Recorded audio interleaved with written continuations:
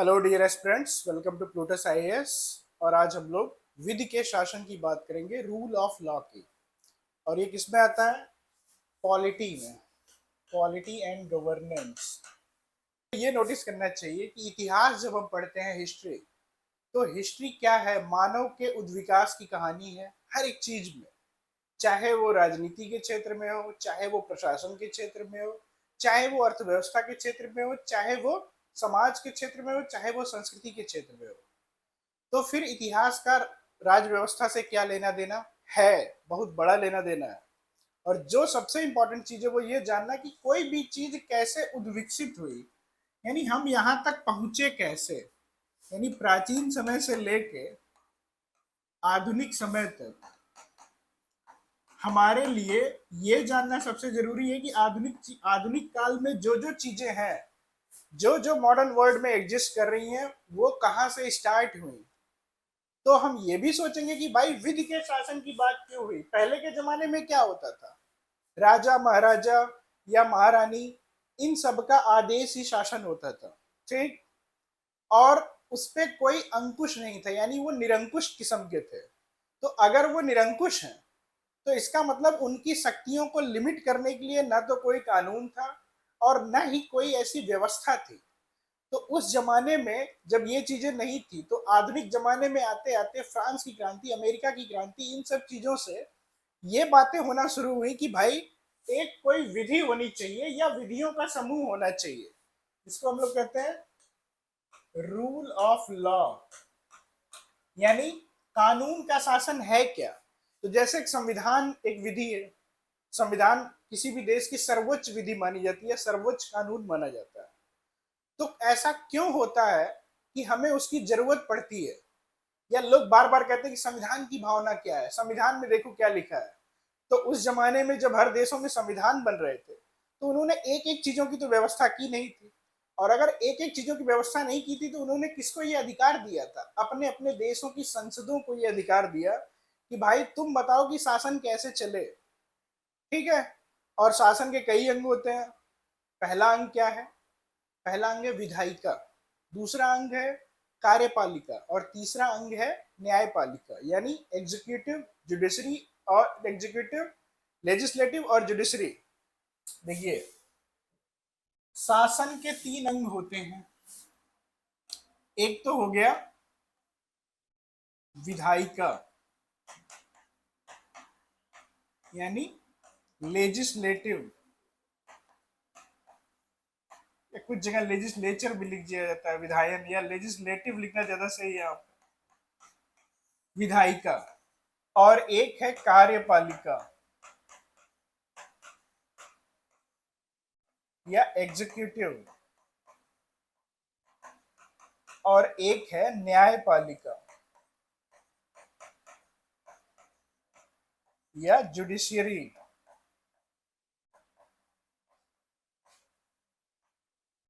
ऐसा माना जाता था कि भाई अगर आप ये शक्तियां किसी एक व्यक्ति के हाथ में दे देंगे, तो वो बन जाएगा तानाशाह, यानी वो डिक्टेटरशिप जैसा बिहेवियर करने लगेगा, डिक्टेटरशिप को अडॉप्ट कर लेगा। और वो मानेगा कि उसके हाथ में ये तीनों अथाह शक्तियां हैं, तो वो जो बोले वो पॉसिबल हो जाएगा या उसको लागू करा दिया जाएगा। तो मांटेंग्यू जैसे विद्वानों ने ये क्या कहा कि भाई शक्तियों का पृथक्करण करना है हमें। शक्तियों का पृथक्करण, पृथक्करण या सेपरेशन ऑफ पावर्स, इसी को कुछ लोग एसओपी बोल देते हैं।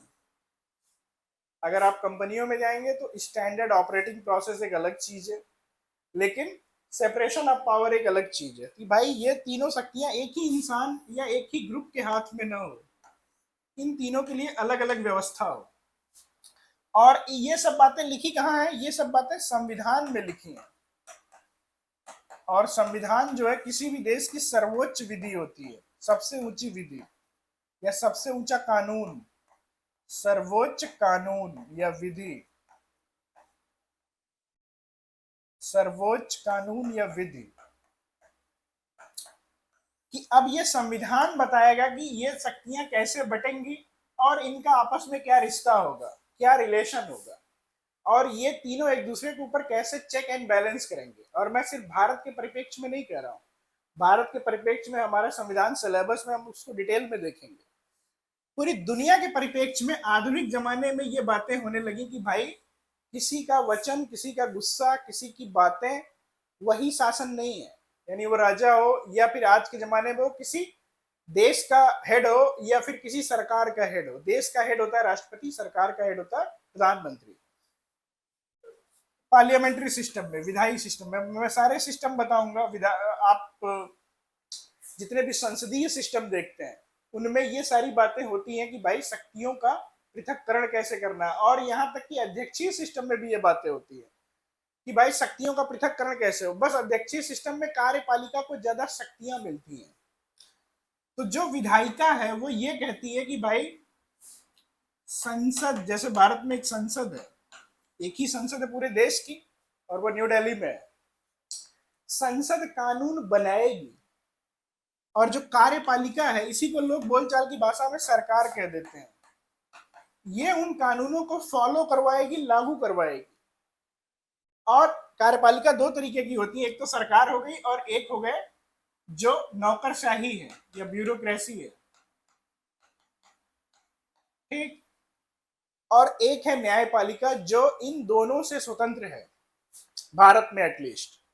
तो भारत में न्यायपालिका इन ये चेक करेगी कि क्या जो कानून बने हैं वो संविधान सम्मत है, संविधान से मैच खाते हैं, या फिर वो कानून सही से फॉलो कराए जा रहे हैं कि नहीं कार्यपालिका द्वारा। दोनों बातें। प्लस उसके अलावा आपराधिक और सिविल मामलों में जो कानून बने हैं उनके हिसाब से दंड की व्यवस्था क्या है, अगर कोई कानूनों का उल्लंघन हो रहा है तो उसके लिए सजा की व्यवस्था क्या है।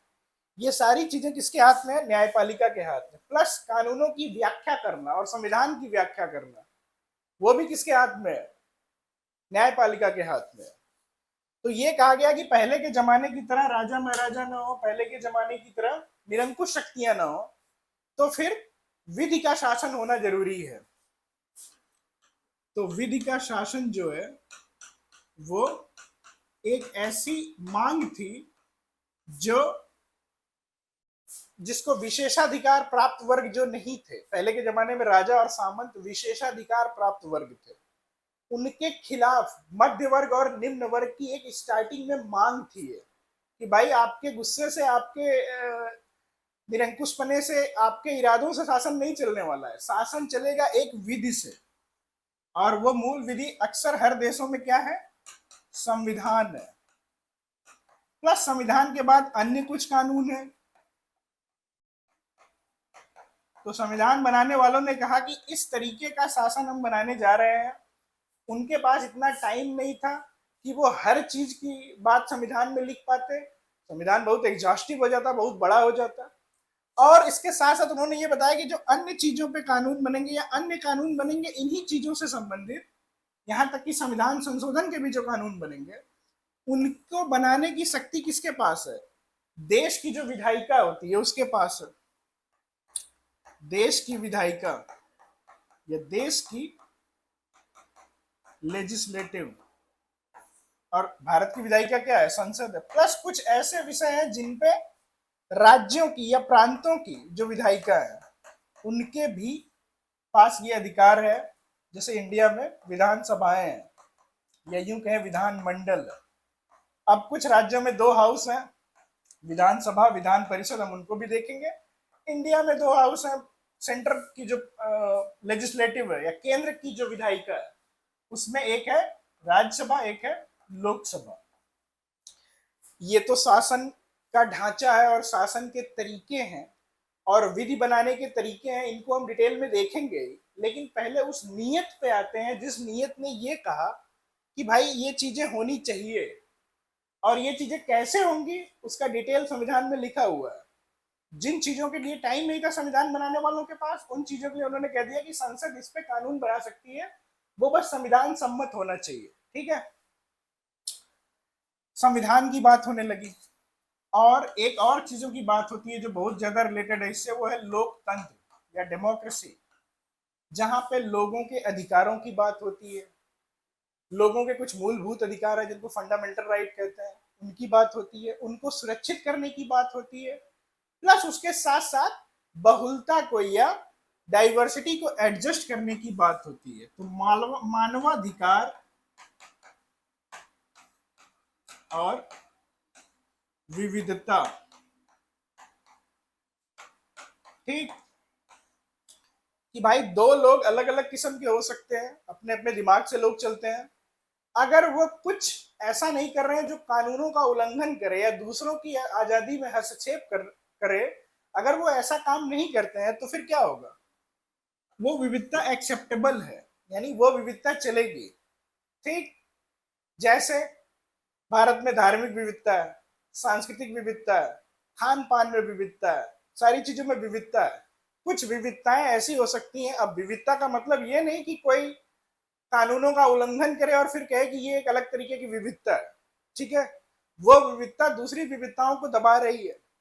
ठीक, तो एक होता है कि आप समन्वय के साथ प्लस सामंजस्य के साथ विविधता को एक रूपता दे सकते हैं या विविधता में एकता ला सकते हैं। ये भारत के संविधान की जो है मूल बातें थी। और मानवाधिकार में ये चीजें भी आती हैं, सामाजिक न्याय की भी चीजें, अगर आप अलग एंगल भी माने और मानवाधिकार से जोड़ के भी देखें तो भाई सामाजिक न्याय भी करना है कि पहले से जो समुदाय वंचित है, खास करके जैसे महिलाएं हो गई, SC ST OBC कम्युनिटीज हो गए, उनके लिए आरक्षण की बात है, बच्चों के कुछ अधिकार है उनकी बात है, जो वंचित समुदाय है या जो हाशिए पे चले गए समुदाय हैं उनकी बातें होती है, जैसे गरीबों की भी बातें हैं, विकलांग लोगों की बातें हैं। तो जो हाशिए पे मार्जिनलाइज समुदाय हैं उनकी बातें होती हैं। जो विकसित देश होते हैं ज्यादातर, और विकसित होने का मतलब सिर्फ पैसे से नहीं है, स्वास्थ्य, शिक्षा, मानवाधिकार, इन सारी चीजों में, उनमें ये हाशिए पे गए लोग रिलेटिवली कम होते हैं, खत्म नहीं होते हैं, तुलनात्मक रूप से कम होते हैं। ठीक, तो भारत के पास जब भारत आजाद हुआ तो उसके पास कई चैलेंजेस थे, जिनमें से एक चैलेंज राष्ट्र निर्माण के साथ साथ ये भी था कि आप सामाजिक न्याय और मानवाधिकार और विविधताओं को कैसे एक ढांचे में सुनिश्चित करेंगे। बहुत सारे ब्रिटिश ये बोल के गए कि भारत सर्वाइव ही नहीं कर पाएगा, ठीक, लेकिन इंडिया ने उसके बाद भी सर्वाइव किया। हम वो सब चीजें बाद में देखेंगे, लेकिन पहले हमारा मूल टॉपिक जो है वो है विधि का शासन। और विधि के शासन में हम लोग जो बेसिक बात है वो ये है कि भाई एक तरीका होना चाहिए जिस तरीके से शासन हो। तरीका अगर होगा तो उस तरीके को स्थापित करने के लिए कोई डॉक्यूमेंट भी होगा, और सबसे बड़ा और सबसे मूलभूत डॉक्यूमेंट क्या है, संविधान है। उसके अलावा अन्य कुछ डॉक्यूमेंट होंगे, उस डॉक्यूमेंट में क्या बातें लिखी होंगी, कुछ तो मूलभूत अधिकार सुनिश्चित होंगे, राज्य क्या है वो डिफाइन होगा, राज्य के नीति निर्देशक तत्व क्या है वो डिफाइन होंगे, और जो शासन के अंग है वो अंग किस तरीके से एक दूसरे से मिले जुले हैं या किस तरीके से एक दूसरे पे चेक एंड बैलेंस, ठीक है, जांच और समन्वय या जांच और बैलेंस दोनों करते हैं। तो उन सारी चीजों की बात विधि के शासन में होती है। ठीक है, विधि का शासन। तो आइए हम थोड़ा सा देख लेते हैं कि इसके पिलर क्या है या स्तंभ क्या है। अब अगर कोई कहे विधि का शासन क्या है, तो एक क्या है, कानूनी सिद्धांत है, ये लीगल डॉक्ट्रिन है, जो ये बताता है कि निरंकुश शासन नहीं होगा, या किसी भी देश में किसी भी समाज में शासन एक तरीके से होगा और विधियों द्वारा स्थापित प्रक्रिया से या विधि से चलेगा वो शासन। ठीक, और इसके स्तंभ क्या है, तो सबसे पहली चीज ये है कि स्वेच्छाचारी शक्तियां ना हो। स्वेच्छाचारी शक्तियों की अनुपस्थिति।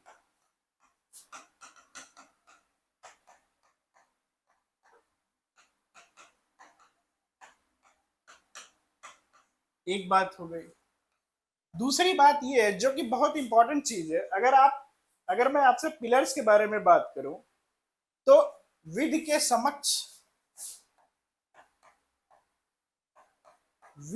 समक्ष समानता की बात होती है। इक्वालिटी बिफोर लॉ, इसी को ईबीएल बोलते हैं, ठीक। और एक जो है विधिक भावना की प्रबलता, विधिक भावना की प्रबलता, क्या है ये तीनों चीजें?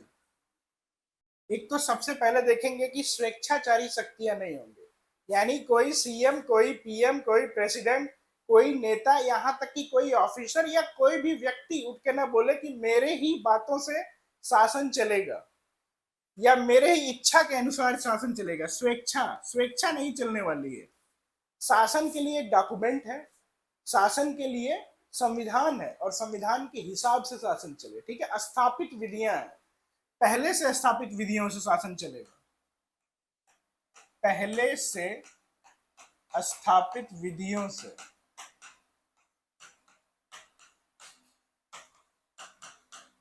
ठीक, एक बात ये हो गई। दूसरी बात यह कि विधि के समक्ष समानता, यानी इक्वालिटी बिफोर लॉ, कानून की नजर में, कानून के सामने हर कोई बराबर है, अमीर हो या गरीब हो, जिसको लोग वीआईपी कहते हैं वो हो या जिसको लोग कमजोर कहते हैं वो हो, चाहे जो हो, सबके लिए कानून एक जैसा। इसीलिए कानून पे आप देखेंगे आंखों पे पट्टी बंधी होती है, ठीक है, आप जब जाएंगे कोर्ट वगैरह में तो इसका मतलब अंधा कानून, ठीक। यानी वो फर्क नहीं करेगा किसी में। कई बार सच में अंधा हो जाता है कि सच भी नहीं देख पाता है, वो एक अलग बात है, हम लोग उसको अच्छे से देखेंगे। पर नॉर्मली क्या होता है, एक पॉजिटिव चीज के लिए उसको अंधा दिखाया गया है कि वो फर्क नहीं करे किसी में, ठीक।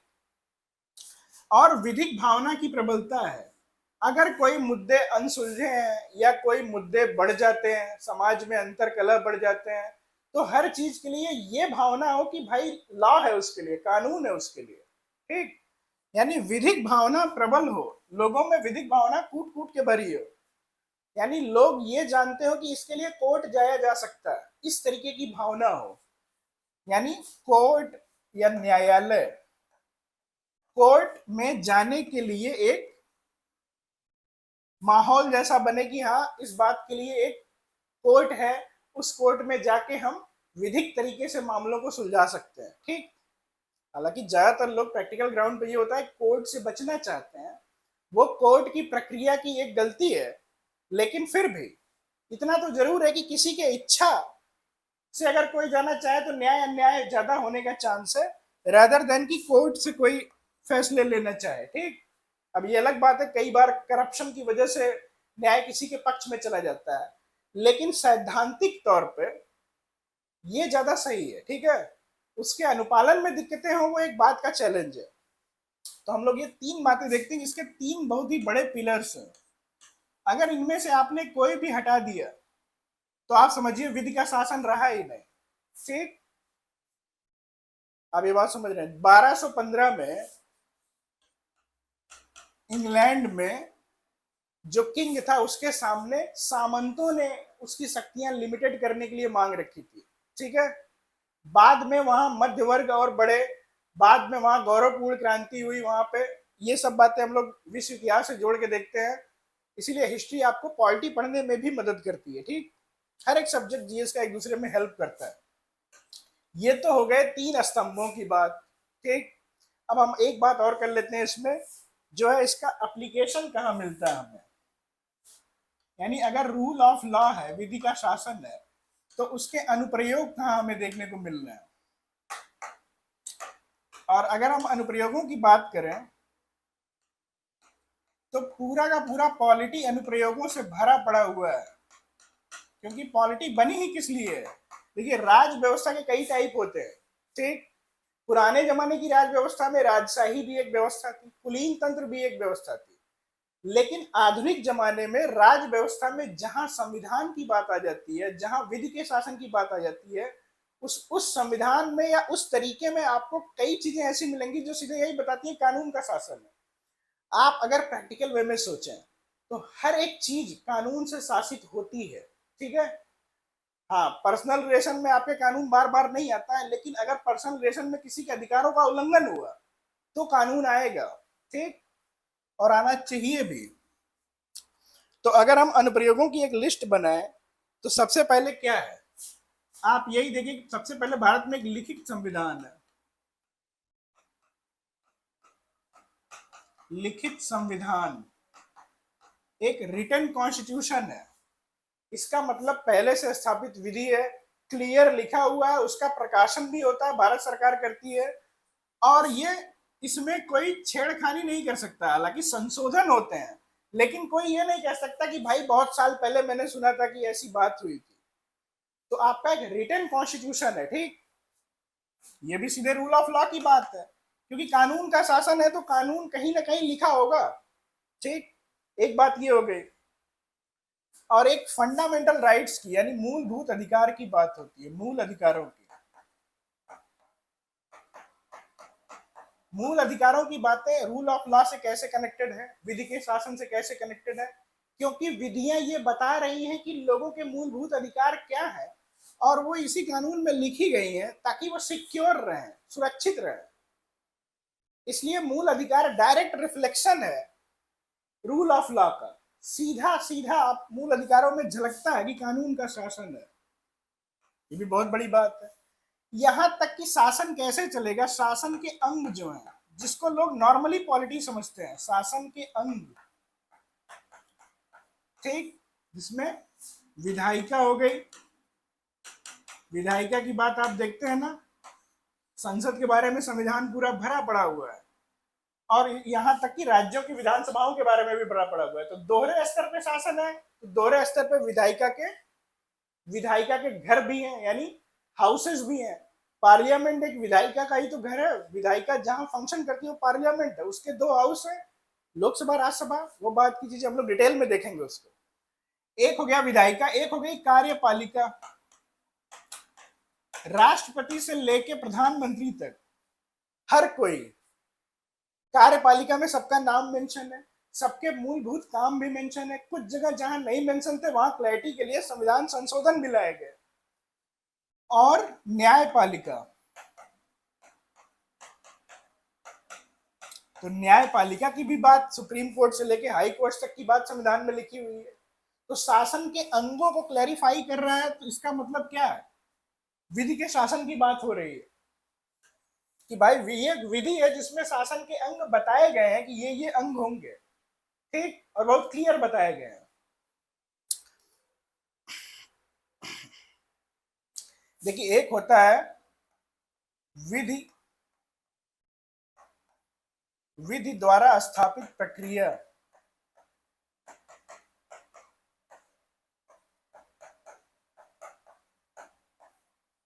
और एक होता है